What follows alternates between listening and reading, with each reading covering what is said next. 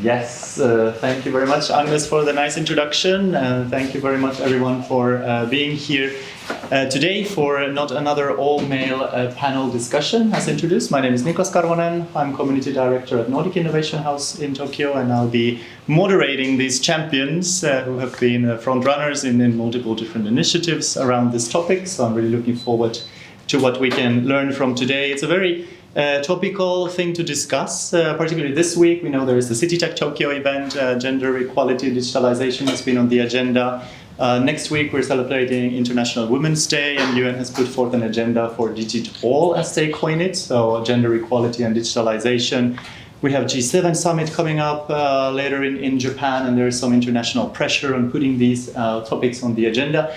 So I'm really looking forward to the discussion here today, what we can learn from each other. Please do bounce on each other's ideas. We have a little bit of time for Q&A towards the end, and then, as Agnes mentioned, we'll dive into some roundtable discussions to really think about the actions that we can also take from today's discussion. But we only have 45 minutes, so let's get started with a round of introductions. So if you can just say your name, your organization, a little bit about yourself if you want to, and also how have you been involved in the gender discussion, and from what angle do you think you will enter into today's panel? So I will hand it over to you, Kim. Thanks a lot, Niklas. So we're here from a Nordic network for diversity in tech called ODA.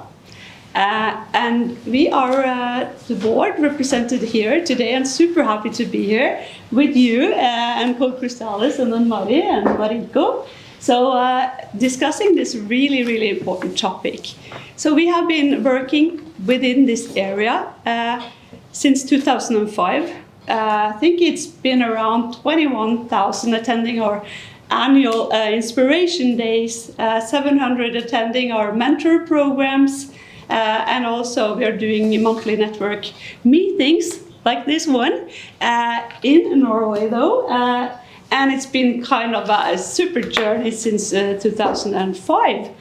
We have 6,600 members, 80 business partners, and we are working to lead the change within diversity and inclusion in tech and at all levels.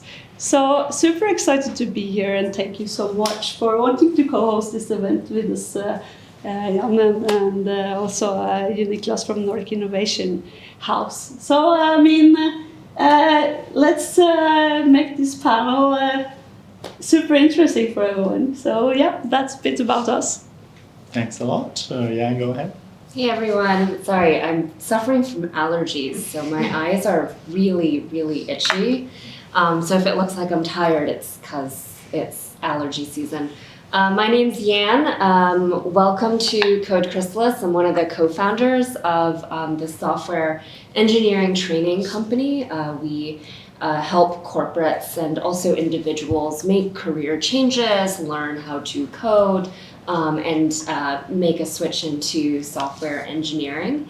So I guess a bit about my background and how I became involved.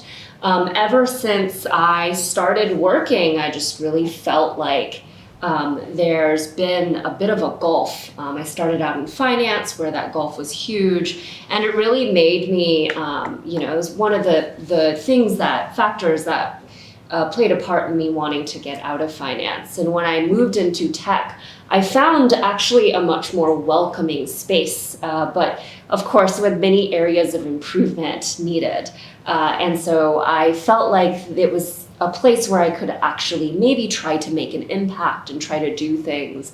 And I feel like tech is just such a, it's such a impactful thing in this world, and it's so influential. That being active in this space as a woman and trying to bring more diversity into the field has these reverberating effects in all aspects of our lives. So I've been involved both in like a casual basis and also on a more serious basis with everything from, like leading classes that target getting women to learn a little bit more about coding, or being a business owner and trying to either do things for the community or figure out like how we could do the things that we preach and the difficulty of doing that in like a growing company. So I would like to bring that to this discussion. As someone who has tried to do numerous things that have either worked or not worked or been in the middle, and then also someone who has a bit of experience working with corporate businesses in Japan, and trying to push DEI there and seeing kind of the roadblocks or the challenges that arise. Great. Thank you very much. And then we have Mariko. Hi, I'm Mariko. I am co-founder of Social Innovation Japan, and we also have a flagship initiative called My Mizu, which you might have seen. It's a refill app. I have excellent representation on this panel. We have a free refill app, which is really, you can just open a smartphone app and find places to refill when you're out and about, and our goal is to get people to move away from plastic waste and to build solutions. And I come to this as a female co-founder. My background initially was I had no intentions of being an entrepreneur, but I think one of my life experiences was really being frustrated with like what I wanted to do in work and realizing that maybe entrepreneurship was one option. And I think something that was so important for me was just seeing other women around me, including people like Jan, but others who were either freelancing, were entrepreneurs, or were doing something. I thought, oh, maybe I could also do that. And I don't think I would have had the confidence to start had that not been the case. So certainly I come into this conversation with how I'm thinking about how important representation is, just to see others around you who are in leadership positions and doing something you might want to do too. I think the second angle I might bring is just so much of my work is around sustainability and tackling, whether it's the plastics crisis or getting people to take action for climate. And one of the biggest issues we see there is that so much of the leadership is still very male driven. And we're really missing such a huge angle there about diverse leadership, not just gender, but diverse leadership and diverse experience. And so that again, I think is like, what is the value of diversity and how could it help us to tackle the big problems that we face? Like Jan was talking about technology. Like if we're going to tackle all these problems that we face, we need to have diverse solutions as well. So yeah, I'm really excited for the conversation. Thank you. Thanks a lot. And then we have Mari. So hi, I'm Mari here, and thank you very much for this amazing opportunity. And I've been working as a business consultant, and now I've been working at Fermata for more than a year. And the reason why I started working at Fermata is because as a business consultant, I've been involved in several industries, but I've decided I really want to focus on the industry where I can be passionate the most, and that's why I chose Fermata. So Fermata is the femtech hub in Asia, and what is femtech is, as a woman, we go through different health issues because we have period. Some of us give birth to children, and we go through menopause and etc. And all these issues are still not completely discovered yet, but for some revealed issues, we can solve these issues by using technology. So that's what femtech stands for. And what Fermata does is that we support global femtech startups to launch their existing femtech solutions to launch in Japan. And also some domestic companies are actually interested in solving women's health issues. So we help them to design the new solutions and bring it to the market as well. And what we're currently also working on is that, because as I briefly mentioned, in order to solve women's health issues, we need more data sets from women. So we are currently working on actually collecting these data sets to come up with the solutions that actually meet needs from the women. So thank you very much. Yeah, thank you very much for your introductions. I represent Nordic Innovation House. We are a joint Nordic effort to support Finnish, Swedish, Icelandic, Norwegian, and Danish startups and tech companies with their Japan entry. but we are part of the Nordic embassies, and issues of gender diversity have been very high on our agenda as well. But today I will be more just listening to the champions and maybe chipping in here and there. But what I can see is, and since we are also here at Code Chrysalis, I think tech will be one topic that we will bring into this discussion, and also our global perspectives from the Nordics and Japan, and many of you have also individual experiences from other parts of the world as well. So please don't hesitate to bring all of that up, and I think it's really interesting the comparisons that we can make here. But let's get started with the actual panel questions. I wanted to start with a really broad question, so to set the stage and then see where we're all coming from. And that is that why do we need gender balance in leadership? Why are we here today to discuss this topic? And you can reflect on your organization or your personal experiences, but why is it important to have representation in leadership? And I can go with Kine, since you are so intensely nodding towards me. I feel like you have a lot to give. Always, that's what we are trained, to do in this area. We're nodding and, sharing for each other. So I'm doing that for you as well, Niklas. Empowering you in your role now. So so I definitely, there are different aspects to that. One thing is the creative part, understanding what we, as an organization and as the people, employers need, like being different, having these different perspectives on leadership. I think also within decision making, it's super important to have the different perspectives to take even better decisions. We have seen that many times that the decisions have been made from, a few perspectives, and also obviously better solutions. Especially, both regarding, femtech, we have so many examples within security and so on that things have been tested and made by men for men.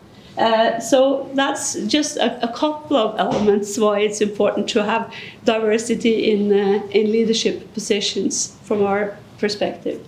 Yeah, thank you very much. Would you like to add to it? I want to hear what you have to say about tech and gender. Oh, I could go on and on. That's the top three. I think this topic's been talked a lot about, and I'm sure all the people in the room are familiar. But to summarize, it's because women are 50% of the population, right? And we deserve a world that also is designed with us in mind. And I think it's as simple as that, right? And I think when our voices are taken into account. Women also act as proxies for children, for the elderly, and for the disabled as well, because we tend to be the caretakers. So it's not just 50% of the population, it's a little bit more than that, just because of the purview that women are typically, responsible for and have. It's as simple as that. Keep it Amazing simple. summary. Anything to add from Mariko? Yeah, I think I kind of touched upon it earlier, but when it comes to solutions building, obviously the more diverse ideas you have, like we have to be creative right now, and you're not going to get that by having only 50% of the population in the room to discuss that. So that's an obvious point. I think the second is maybe just to pick up on what Jan was saying. There's a book called Invisible Women, which if you haven't read, I would highly recommend.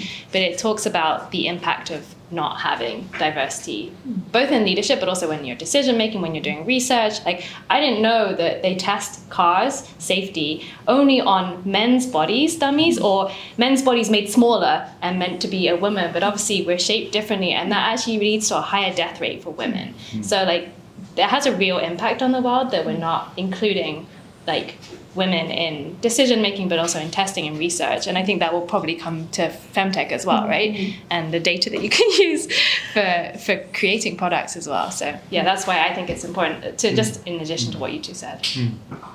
Thank you. Anything to add? Yeah, so like about this, like creating new solutions, new business, I think Kine, Jan and Mariko have already like talked enough, and I cannot agree more. But also like I think I can talk about like from different perspectives, which is like female employees as well within the company. And we need role models for sure, because before joining Fermata, I've been working at consulting firms, and at consulting firms I see like very few managers or like higher positions, because usually female consultants give up when it comes to upper manager level, because they cannot just keep up with working for like really long hours and also taking care of like housework, child, elderly care, like Jan said. So even like inside the companies, like we need more like female leadership to see that, okay, I can keep up my own work and still have my private lives. And when I joined Fermata, I had that talk with the founder, like Amina and Hiroko, because I want to have children in the future, and I wanted to make sure that I can keep that like option in my life, even if I work at Fermata as a consultant. And I felt very comfortable because they know what we go through as a women. We have different life stage compared to men. So yeah, from like HR perspective, it is also important to have more diverse leadership. Yeah, thank you very much. And I think that company perspective also reflects into recruitment, for example. What is the next generation people? Where do they want to work? What are the role models they're seeing? Child caring and all this. And also as representing the male in this not all male panel, I cannot highlight enough that this is also a fight that we should be part of. I'm happy to see some diversity in the audience as well. But since, for example, if you look at paternity leaves, I mean, if you look at the legal side in Japan, it's actually quite good. But then if we look at the actual implementation, the cultural reasons why, for example, men are not taking as much paternity leave as they could, or as we're taking in the Nordics, we want to take that as well without having the fear of maybe we're going to lose our jobs. So it's really a win-win-win situation. And also even in the UN's Sustainable Development Goals, gender equality is one block of the many colorful blocks that you've probably seen. But actually there's a lot of research which shows that it is a block that actually overarches all of them. So if you don't have gender equality, it's going to be very difficult to reach any of these goals that they have set forth. But we see many great reasons here: creativity, role models, recruitment, security, 50%. I mean, it should be a given. But as we know that is not the case. So my next question would be, in your line of work, what are the roadblocks that you have seen? My next question will be, what can we do about them? So if you already want to jump over there, feel free to do so. But my question would be about the roadblocks that you've seen. You can think from your experiences, from your companies, from previous life, etc. But what are some of the top reasons that you're seeing that we don't have this gender balance? Anyone who wants to go first can do it. Mariko? Yeah, I think one thought from me is I think this applies not just to gender, but to diversity more generally. And this is particularly in Japan, but it may not be limited. It's about really understanding what value diversity brings to the table. So we've already highlighted so many points of the value of having diversity in leadership, but whether it's you're representing your customers so you actually understand what they want, there is so much value to be gained by having gender diversity. And yet I feel like it's still a checkbox exercise for so many companies. And of course you're not going to achieve your diversity goals if it's just a checkbox. If people really understand, this whole idea that, when you have your first diversity hire and you've got your first women in a team, you're going to have a slight dip in productivity, but you have to get over that in order to achieve the greater goals that you want to achieve in the future. And I don't think enough companies have understood that happens first, and then are also willing to go through that for the purposes of reaching this higher goal. And so that's like one roadblock that I see. I don't have a solution to that in my head, but maybe my fellow panelists do. So I look forward to hearing some ideas. Yeah. I think I don't want to talk about common roadblocks because I think those have been discussed ad nauseum. There's obviously issues in Japan that I think you can read about in the news. There's two things that I want to touch on. The first one is there tends to be a lot of vanity projects in the gender space. You also see it in the eco space, and these vanity projects are not necessarily born out of ill will. They're usually with great intention. Right. But I find that there's a lot of these vanity projects in the form of companies or organizations or even events, etc., or funds that kind of go in this like never-ending circle where they feel like they're making a lot of progress because maybe a company will want to partner with them, or they receive a little bit of funding here, or they get written about in the news there. But it's a bad cycle because they never get out of this little circle that they're turning in. And each time they feel like they might, it's like whatever company doesn't want to go make that full commitment down, right? By like actually stepping in and jumping into the DEI pool or making these commitments. And so there's a lot of these vanity projects. It's not just a Japan thing, but I find that there's people who are stuck in this sphere and they don't know how to get out of it. And they feel like there's just enough progress being made that they keep going. And so that's an issue. And it's there because, of course, like lack of full commitment that we're seeing from corporates or government or whoever can like actually really hammer their way through stuff, right? The second one that kind of not very many people talk about is like other women. We are our own worst enemy, right? And it's not because women are bad or misogynist, it's because we live in a very patriarchal society, right? And we carry with us biases, we carry with us ways of thinking that we might identify as being bad, but we also do it ourselves subconsciously. So, you know, I've certainly been subject to it and have also acted on that, maybe unknowingly in that space, but then like reflecting back, realizing like, oh, that was not good. That was the same thing that I was complaining about to another friend. And so I think there's also an element of us as women really owning the fact that we are also imperfect creatures, and that there's a lot of aspects of being a woman that holds tons of insecurity, tons of biases, and tons of conditioning that we need to actively work through. Yeah. Yes. And to build on that, I think bringing up the sponsorship part, like the first element that you're talking about, and also was touched upon. That, you know, through sponsorship, going from this is a nice to to a need to. So both on top level, committing to that our organization is going to really put effort into it, work structured with it, set goals, and really talk about it and do it. And then also, like you talk about being sponsors and supporters of each other, and I agree with the female perspective also. We are definitely a part of it, both the problem and the solution, and also, I mean, sponsoring female or minority leadership potential or talents, structured and conscious. I think that's an element, and you're also touching about the kind of the unconscious biases.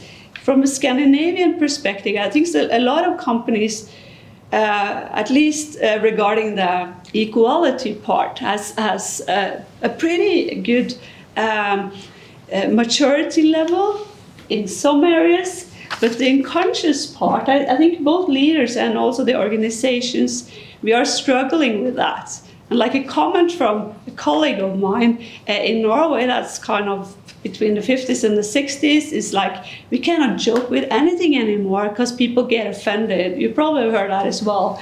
So I just talked to him and just trying to explain what it was all about and had to give him a feedback on the situation. He was joking about the Swedish colleague of ours, because there's been a lot of Swedes coming to Norway to work in the service industry. And he was thought he was just doing it like a really random joke, but she got offended, and I just had to talk to him about, you know, we are different. It's the one who, you know, receives the comment that actually also has the power to articulate and feel what you are feeling. So I just needed to have like a one-on-one discussion with him about, you know, how this could be proceed and how we have to everyone learn, both males and females and all genders, about how to handle it and what is a good way of making jokes these days. Yeah, thank you.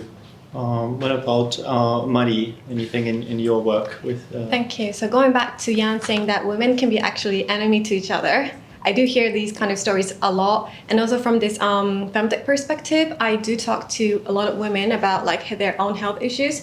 And some of them like come up to us and say that it's actually even harder to talk to female boss, because when these like female managers, when they have no problems with their like period, they cannot understand that, okay, why my colleagues are complaining about their period symptoms, they're just whining, they're just complaining.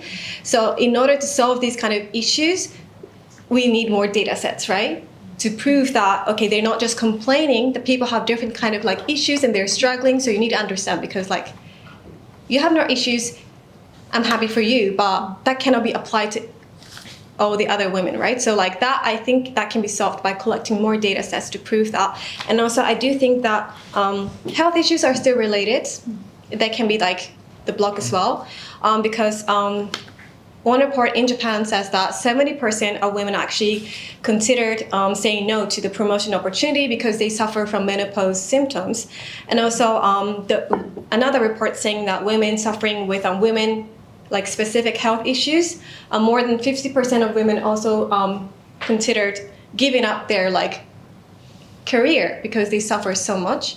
So in order to solve that, yes, we do have femtech solutions, femtech products, femtech services, and I'll give you the example, like 3 examples. So let's say we have there is a solution for the mothers. So for example, we have a portable breast pumps, so we can even like pump the milk at the office or wherever we are. So like women can have this like opportunity to like continue their career, or like for those who suffer from like very bad period pain, we also have like pain reliever. So we kind of like put this like electric device on our body, so like we can actually mitigate the pain related to period. Or like loads of women suffer from like incontinence, right? They need to pee a lot, they need to pee often, not just because of the menopause, but we also found out that like mothers after giving a birth, they also suffer from incontinence. And then we have device to actually train the pelvic muscle. So like with these femtech solutions, we can actually support women to continue their career. So that's one of the suggestions. Yeah. That accepts. Yeah, thanks a lot. I think you bring a great point with the data sets and really putting the proof on the table that this is what's happening, and my experience is perhaps different to yours, but this is the data. And we had some other roadblocks mentioned, just not understanding the value of it, these vanity projects, making just enough progress, and unconscious biases and ourselves and our beliefs that we have.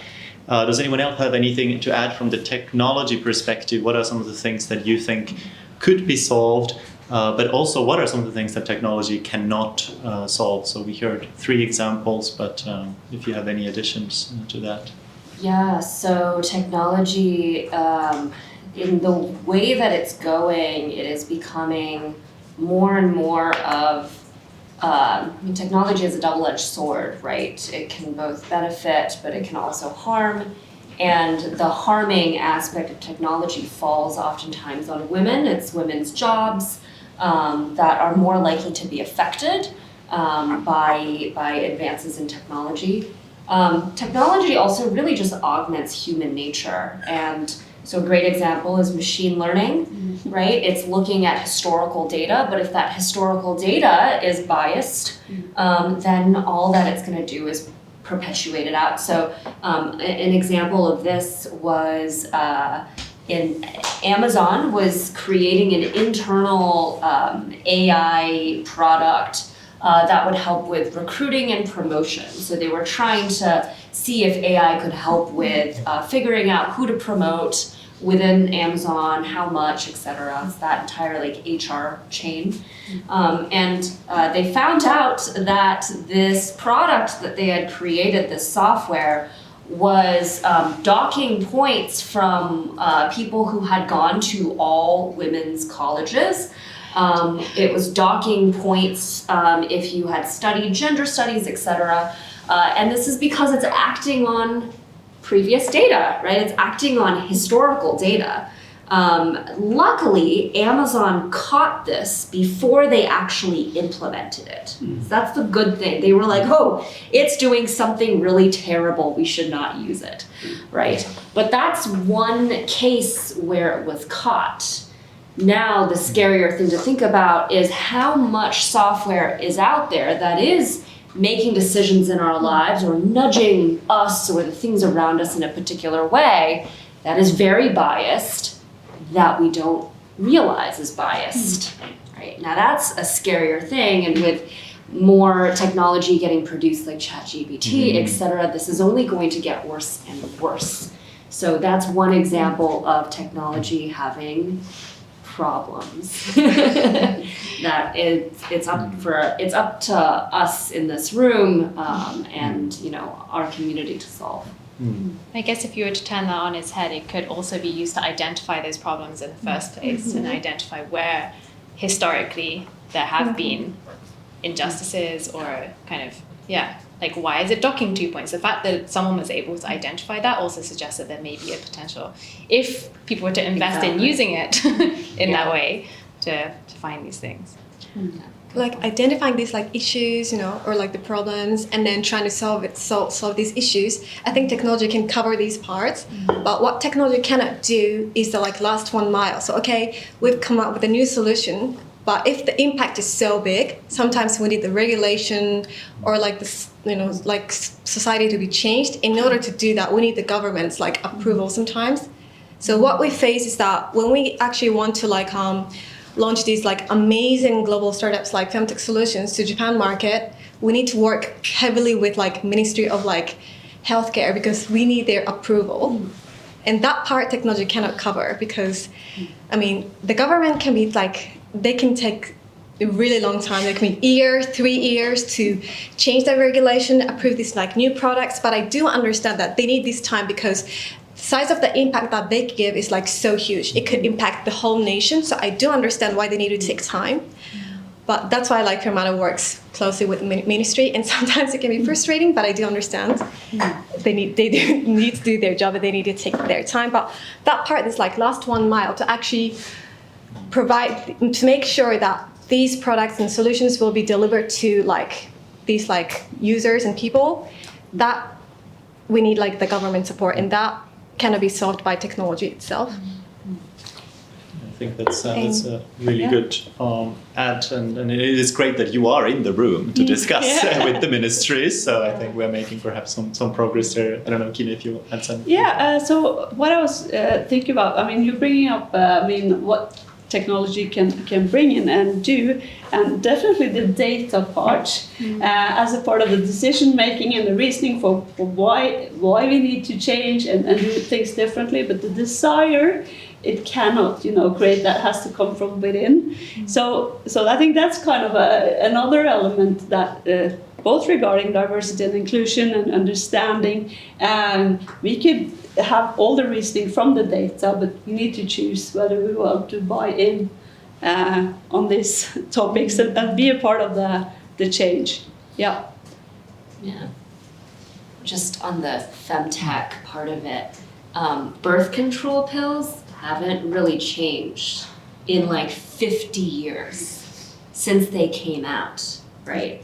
That is like shocking. Can you imagine any other medical thing that we are taking daily that screws with our hormones that has not changed and had proper research on it in like over 50 years? It's nuts. But that's just one example. And it's because there's not enough funding going into this kind of research, right? There's not enough focus on this. And as women, I think we tend to also we're our own worst enemy, right? Like sometimes we will just ignore what our body tells us. We don't go to the doctor, or we don't like demand, like, why don't you know? Why this is happening to me, right? And so I think like for things like this, we need to make sure that we speak up and not just take things as they are given to us, that we demand that there is something besides birth control pills or IUDs, because that technology also is not particularly cutting edge, that can help us in our day-to-day lives. And another example is the mammography machines. That's like Oh yeah. not really, formed curvy and well. So that's that's something that haven't changed either for the last I don't know how many years, but Yeah. I think that's where technology actually enables us to then collect the data and then demand change. So like with all these tracking apps you can have now to track your cycle or to track symptoms, you can actually then take it and be like, actually maybe it's not just in my head, but there is actually something, and like take that to your doctors. Or like, I think cumulatively, I have not been following recent developments in like tracking apps, but I'm pretty sure that there are like huge data sets now being collected. You'd be the person to talk about that. So I feel like there is now an area where we are able to collect that data for ourselves personally, but also to aggregate that to demand change. Whereas before it was just like, oh, but that's in your head, or like, suck it up. And that's increasingly getting harder, I think, because of the data. Yeah, I think that's a good bridge to our next topic, which is kind of the role of the public and the private. So what are the channels that we can use to bring these topics up? What is the role of NGOs, NPOs, networks, informal or formal? And what are some of the things that only private companies can actually push forward? So if anyone would like to take up on that, you're all involved both on private and public side. Maybe if I can ask, for example, from the UDA network, what do you see is your value proposition, so to say, to your members, and what's the role of the public organization to yours to bring these issues up that we've heard today, and probably others as well? So the network part is one part of it, bringing males and females together discussing these topics. So that's an important part of the network, and also creating safe places. So I think it's here it's pretty. I mean, you can be outspoken about it. Someone thinks things are embarrassing to talk about.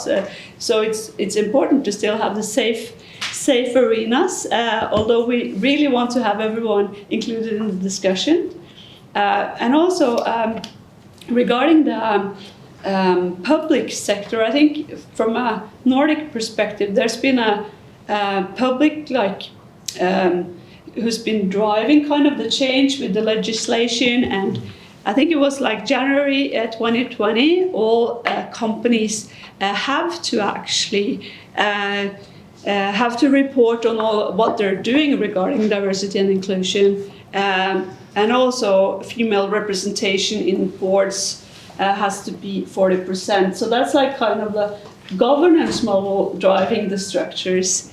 So that's like the public and the official governance perspective of it. So I think I just covered those two now, and I'm really interested in your perspectives.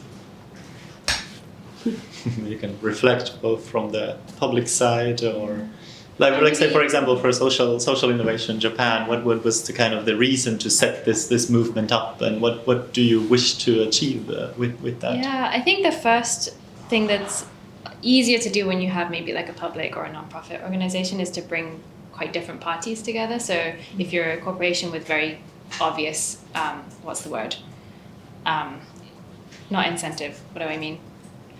Okay, never mind. Benefits. Yeah, like if you're going to sell a product and you're clearly pushing like one particular product, it's hard to bring like different players together. But I think if you can create that space for like government, different, maybe even competitors to come together and not just share ideas, but to learn and to try and tackle a problem together, I think that creates like the platform to actually have like collective action to solve these problems. And so that's certainly one of the reasons we took a nonprofit model, was to be able to create those spaces, a safe space, as you said, for people to not just learn, but also ask questions. Because sometimes you're going to want to ask a question where you're like, is this okay? And to like learn with others. And so I think that's one really important role for public organizations. I think, with what we've been doing, for example, in sustainability, it's really to like bring, we have competitors working with us. We have local governments from across Japan working with us. And I think that's not something that is necessarily easy for a for-profit company to do, especially one with very clear incentives to gain from a particular solution or something. So yeah, I think that's one angle that I would say is a strength of public organizations. And having the patience and ability to speak different languages, because government operates on a different time frame and with different language than maybe a startup. So being able to bridge that too. Yeah, thank you. Maybe we can move to the private side of this question. I would like to ask, for example, from Jan, from Chrysalis perspective as a female founder here in Japan, what do you think are some of the things that only a private company or you as a founder here can do about this? How can you push the envelope from your position? Yeah, well, I mean, government is great, but I think, we can't rely on, there's another one. We can't rely on governments to change at the pace that we would like that change to happen. And so I think at the private sector, we can do our part to pressure and advocate, putting pressure on government and on businesses or organizations to create the change that we want to see. As a small business, I think we have a lot of flexibility in terms of being able to create the rules that we want. So at Chrysalis right now, I'm really proud to say that in terms of our technical staff, it's 50% women, right? 50% women, it's 9% non-binary, and the rest are wonderful, lovely men. But we have a bit more flexibility to do things like that. We are able to hire in a much more non-traditional way, where we don't necessarily look for having a university degree. I guess unless they're trying to get a work visa because of work visa rules. But we've gotten around it also for staff that don't have university degrees. We are able to hire from, I think, groups that have historically kind of been shut out of kind of the more like the larger companies here. And so it's opened us up to like a great talent pool as well. So yeah, some of our the backgrounds of our instructors are absolutely fascinating.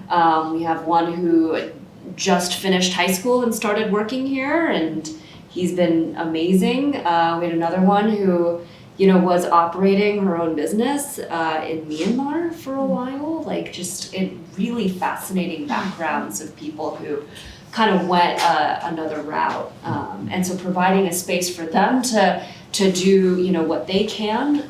I think those are the ways that as small companies we can do our part, and also organizing, right? Doing events like this. We've tried to do funds in the past or scholarships for underrepresented groups. It's to do these sorts of things. We don't have a huge chain of command that we need to go through, right, to get the approval from HR or whatever. And so we can do things like that to really put these larger companies on blast.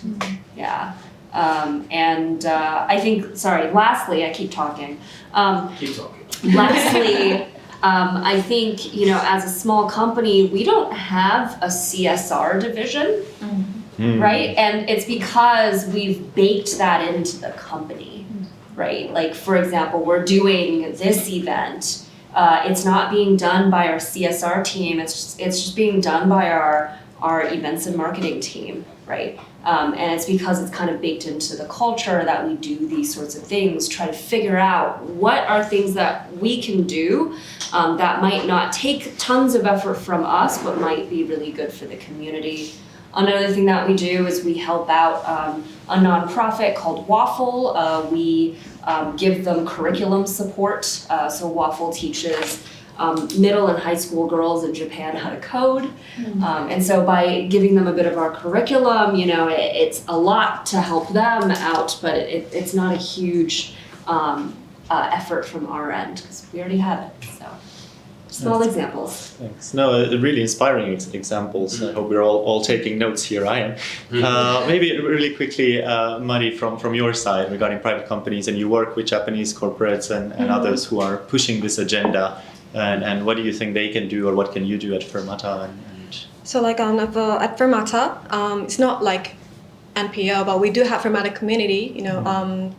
There's people who subscribe to our emails or follow our SNS. So we do communicate with these people, and also it's not femtech perspective, but I'm also like LGBTQ plus myself. So I work with LGBTQ plus NPO. So like we're communicating with this like Fermata community and working at this like NPO. It really makes me like realize that it's so important that these like group like organizations do exist, so we can understand what's really happening and to collect all this information. That's what these like organizations and a group like, I think they really like are meaningful in these terms. And then private companies come in after this, like when we have this information, how to deal with this information. So we come up with a solution or like services or whatever to create the market and also to create the public opinion as well. So like, for example, again, it's about like same-sex marriage. It's not legal in Japan. The government doesn't support it. So instead, private companies actually do offer like extra services for their own employees to support same-sex partners. And these kind of movements actually create public opinion to push the government. So I do think that private companies do play the role to create the market and create like the public opinion to push the government to accept more change. And we can do it at scale. Yeah, that's a really good point, and that's actually leading us to the last part of today's panel. But just really quick comments and reflections from my side. Sounds like this kind of flexibility and having multiple hats, so both being part of the femtech community and at Fermata or at Chrysalis, and you have the community, Social Innovation Japan, MyMizu, and I'm sure you do multiple things that I don't know yet of.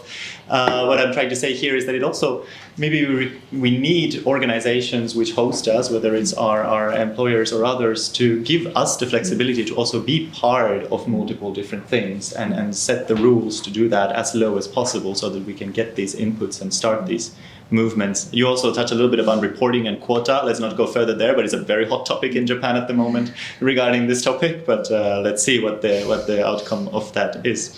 But so today we talked about gender, why it's important, and then we've gone into public and private. For the last 10 minutes or so, I would like to discuss really the individual level and the grassroots movements, and what is the role of those, and how do you start one?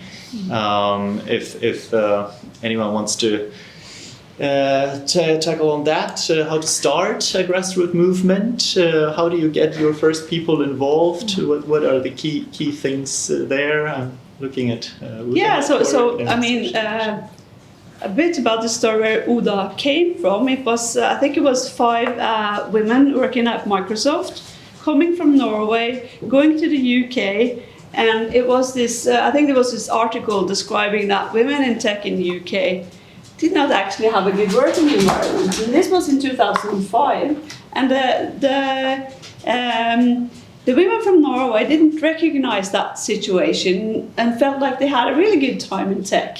So they wanted to take that question home and ask the Norwegian female community in tech, is this something that you experience, or how are your perception of working in tech? And what the feedback was, they were having a good time in tech, but they really wanted the community. And they really wanted someone to, meet up with, share knowledge, discuss perspectives and questions and perspectives that weren't also, something they wanted to discuss or outside of that safe space. So that's how Oda came about, and that was like 5 going abroad, taking these perspectives home, and then engaging in this first Inspiration Day, gathering women around relatable or inspiring topics. So that's one way to go about. And now we are here trying to connect across the borders, across cultures, and engaging in the dialogue together with you. So that's another, that's taking it a bit further as well. So yeah. Yeah, thanks. It's really impressive. You said 2005, so you're soon having your 20th anniversary. That's true. Look forward to hosting you in Japan again. Anyone else would like to share about the beginning of their community building activities? How did it start? I think kind of similar starts in that it very much, Robin, my co-founder, is there, but it came from like a need to connect and to connect across borders of different kinds. And I think particularly Japan, but this is not unique to Japan, like we operate in silos and everyone's touched upon community, but I think the ability to just meet with people who are in a different space and to learn and to share ideas. And so certainly our community building work started out with like, hey, I want to meet people who are either doing cool stuff or interested in doing cool stuff around sustainability, around equality, around whatever social environmental topic it was. And that's where we started. And I think through that, we started to, spot where the opportunities were as well, and how many individuals were frustrated that they didn't seem to know what they could do to create change. Okay, so if we know that like people are frustrated because they don't know how they can have an impact, then how about like we facilitate that? And like that's kind of where my music came, like an idea that came from, where the idea came from. But yeah, I think just this need to connect and to feel like you can do something meaningful with your time is certainly where we started. So being frustrated together is the point that Yeah. I'm taking from this. But not just being frustrated, creating something with that Right, frustration. with So that it's not just, you're frustration. not just like bouncing up against a wall with Yeah, the frustration, exactly. but that can then be channeled into With something. So when we facilitation. launched My Music, for example, we did it within our Social Innovation Japan community, a couple of people here, and it was amazing just saying, look, what if we made this? And everyone just like ran with it and said, yeah, we need this. Like, let's make it happen. And that's the power of community, to actually say, you know what, the world needs this. Let's make it happen. And you don't have to have, a big business behind it. You don't have to have government behind it. You can actually just create it. Like, I think sharing the frustration is still very important, because like by sharing the frustration, people can feel like I'm not the only one. Yeah. Like, I'm not saying that, okay, we can like just ignore the pain or whatever, but like when we understand, okay, this is not just me, but other Yeah. people share these concerns. Yeah. That's that's like the first step, I think. And then to create a Fermata community. Actually, Fermata didn't even plan to build a community in the beginning. Like the Amina and Hirogo, the founders, they were just wanted to look for the supporters. But then when they started, well, first of all, they just wanted to create this like offline events, because they thought it's so important that people actually touch all these products to learn that, okay, they are the solutions to solve my issues. But then the COVID hit, so they actually instead started having these like online events every month to talk about sexual wellness, other health issues.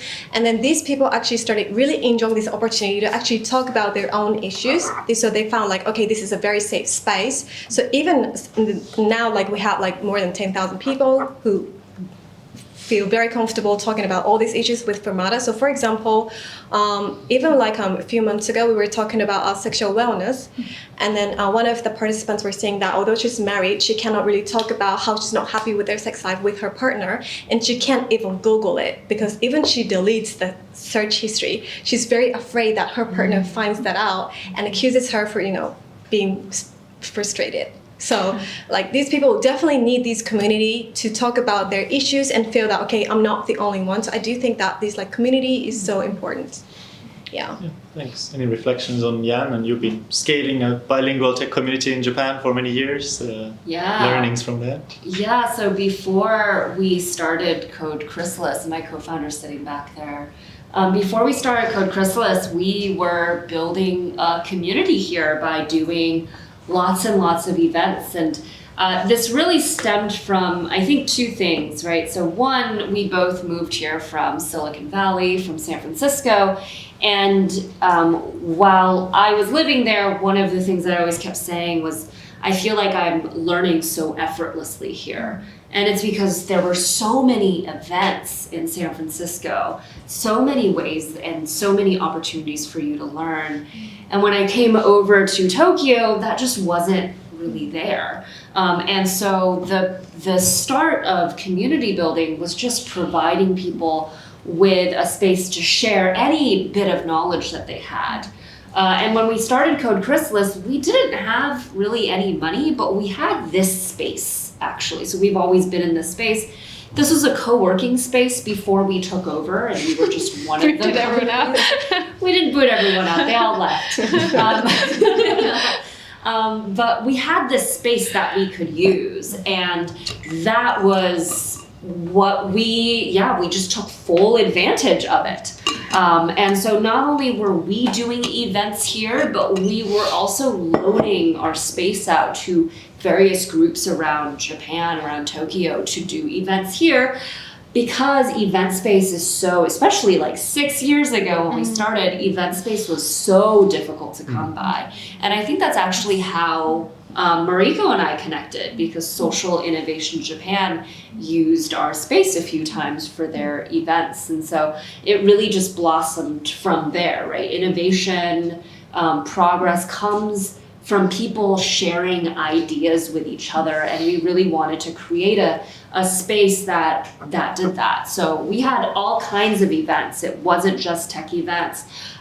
We also did like LGBTQ stuff, BLM stuff, like environmental stuff. It was like all over the place, just because we wanted people to be able to share their perspectives, share their knowledge. So yeah, I think when it comes to the women's stuff that we did at Code Chrysalis, or as Code Chrysalis, or also as myself, I think I always go in there with a goal of one day we won't need this, right? One day we will not need a women-only coding session. And so, you know, there used to be this really great event pre-COVID in Japan called Dev Japan, and it happened once a month where just a bunch of coders would come together, like in up to like 100 people, and we would just meet up at random like office spaces. I think it happened at the last place was at Cookpad. And it was a very unstructured event. It was simply a space for people to come to do something related to coding. That was it. And when I went, I was like, oh, this is great. There's 100 people, but there's no women. Where are the women? So I went and I looked on the membership list, and I realized there's actually quite a lot of women on this membership list. But they're not coming to this event that happens. And this event was great in terms of like great place to network, great place to just get to know the community. That was where a lot of my initial, you know, understanding of the community happened. And I thought like if there's so many women, they're losing out on this.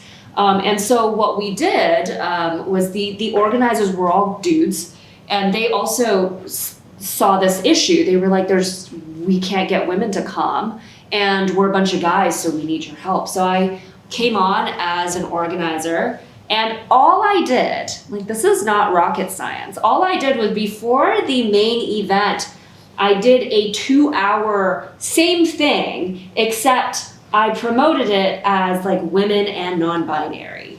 But it was the exact same thing in the exact same space, just started 2 hours earlier.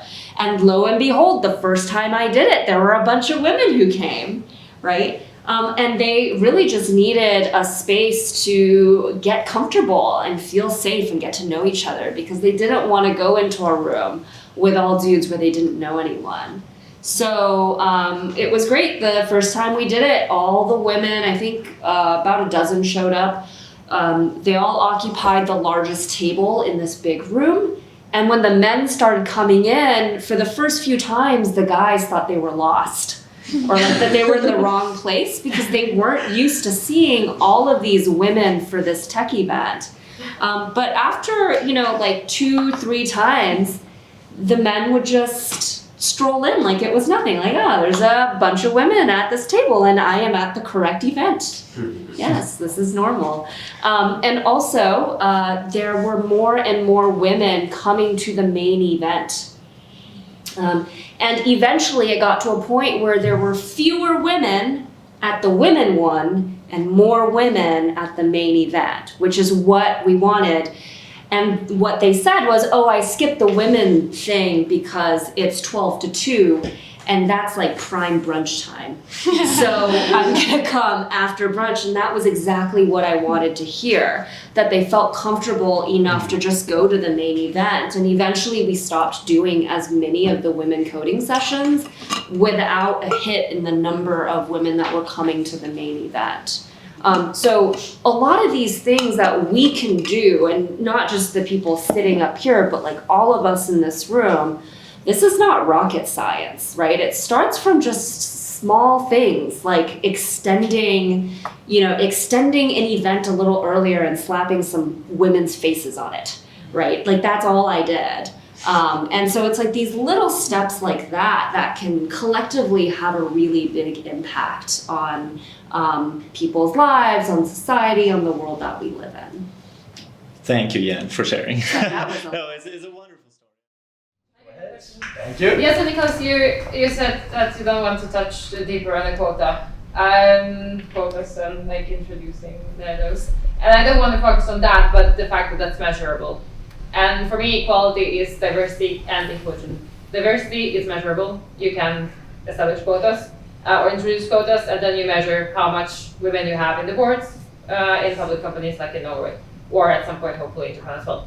But the bigger problem I see is the inclusion part, which is hard to measure. I haven't figured out what kind of metrics can be put on that. So my question to the panel is, do you have any ideas for good metrics for inclusion? Or do you rather think if you have high enough quota, we reach, like with Jan, your example, if there's enough women in those events, they naturally get included, and therefore the inclusion, the KPI is sort of achieved as well.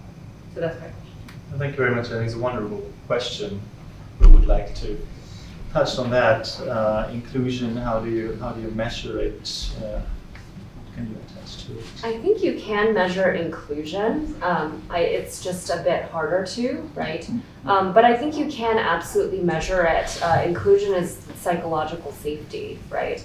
And I think there are surveys and polls that you can do to test like whether or not people are really feeling like they can voice their views in whatever community. But I think like for most groups, like they're even just trying to reach that diversity level, right? Because if you don't have that, studies have shown 30% is critical mass. So if you have like 10 people and only one of them's a woman, like it takes like 2 more for them to start really, for that group to actually start benefiting from the diversity of the voices. So most places are really just trying to hit that critical mass. I can say at Code Chrysalis we have hit that diversity number, but certainly that inclusion number is much more difficult and much more fickle of a thing, where sometimes it feels like we're doing well, sometimes we are not doing well. And it's because there is not that much out there, actually, that helps you navigate the I side. The I side is very new, right? It was only like 3 years ago that we were calling, I don't know, 4 or 5 years ago that we were calling it diversity. And then they started tacking on the I. First it was D and I, and then they started doing the DEI, and it's very new, right? And so understandably, there's just also not a lot of expertise. There's a lot of theoretical stuff going on. There's a lot of like, you know, this theory of like, oh, this is what happens, and here's how you navigate. But in terms of actually doing that at scale, or even in a company, there's actually not that much happening. There is stuff, but it's just not as much as the D bit. Yes, but we will get there. Yeah. So we have a guy in our advisory board that's actually developed more of the inclusion measurement, or combining those two, looking into correlations and see actually that they can find what's affecting it. And to build on your also the maturity level, going from diversity to more inclusion, we see that now companies tend to swap those two and start with the inclusion part, because we know that you won't get the value out of diversity unless you have people feel safe, as you say, and feel that they are included and feel like belonging into the environment. So there's a lot of things happening. But the companies are at different levels, and we see from our side, the companies or the business partners, that's from the Norwegian's largest bank to a lot of different organizations. They are kind of challenging us from both on the gender, like the broader perspective on diversity, and also how we are approaching the inclusion part and driving the change. Also the unconscious bias and the bias aspects is been talked about much more the later 2 years. So it's happened. Something's happening. That would be very interesting if there is any reports coming from the UDA network about this measurement. Thank you very much. It's a really interesting question, something to look into, and please share resources with each other if you find anything. But I think I will have to wrap up here. So we'll do a really quick round, max 30 seconds, from all the panelists. What is your message for tonight's audience? We've heard a lot about the reasons to do this, be involved, what can we do? But what would be your message if people want to take action tonight? They go home, what can they do right away? So speak up. Your issues is not your only issue. So share your concerns with people around you. And then Fermata community is the place for you. So join us. Thank you. Perfect. 15 seconds. Pressure. Yeah, I mean, we already know what we've got the data. We already know why it's important. We already know that there are solutions out there. So I think it's just really a case of implementation. I think a big part of that is speaking with people. But I think the next part of it is actually taking action and doing what you can, starting with whatever's available to you and whatever position you are in. There's probably something you can do to support diversity, gender, equity, whatever it is. Like, there's so much you can already do, and then to scale that by working with others. So yeah, look for that first step that you can take, I think, and then inspire each other, I think, by talking. Thanks a lot. Hard to choose. I would say not just advocate for yourself, but advocate for each other as well. Pull your fellow women into whatever special club that you're in, or if you hear about an event, pull them into that. Tell them about I heard about this promotion going on in the company. Pull other women up as well. Create that abundance. Thank you. Yeah, so I think from our side and my side, be an ally, both to yourselves and to others, and look at each other's strengths or others' strengths. What are they good at? And I think we can really build a lot on that. Thank you very much. And I think from my side, this is not just a women's fight. I mean, we need to have all the male involved in this as well, and we have as much to win and as much to lose as everyone else. So we really need to be part of this, and at the moment it is still the situation that we are the ones sitting in these boards where the decisions are made, so let us make the right ones. But I would like for everyone to join for a big round of applause for a wonderful panelists.